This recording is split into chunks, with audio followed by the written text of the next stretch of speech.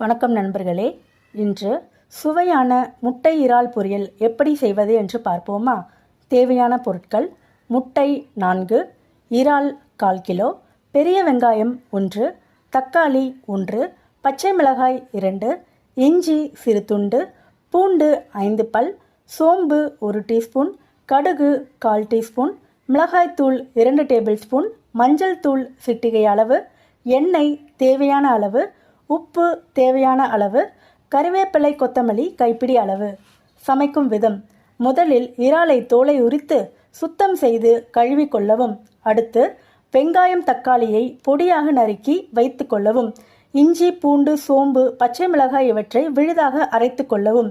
பின் அடுப்பில் வானிலையை வைத்து எண்ணெய் ஊற்றி காய்ந்த பிறகு கடுகு போட்டு பொரிய விடவும்.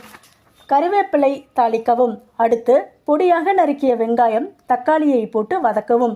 கூடவே அரைத்து வைத்திருக்கும் இஞ்சி பூண்டு சோம்பு பச்சை மிளகாய் விழுதை போட்டு பச்சை வாசனை போகும் வரை நன்றாக வதக்கவும்.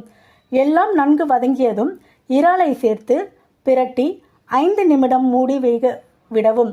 இறால் வதங்கியதும் மஞ்சள் தூள் மிளகாய்த்தூள் மற்றும் தேவையான அளவு உப்பு சேர்த்து சிறிதளவு தண்ணீர் தெளித்து மீண்டும் மூடவும்.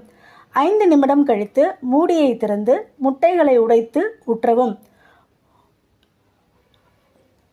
திரும்பவும் மூடி வைக்கவும். சிறிது நேரம் கழித்து வாணலி மூடியை திறந்து இறாலை நன்றாக கிளறவும். சிறு தீயாக வைத்து மேலும் 10 நிமிடம் வேகவிட்டு கிளறி இறக்கவும்.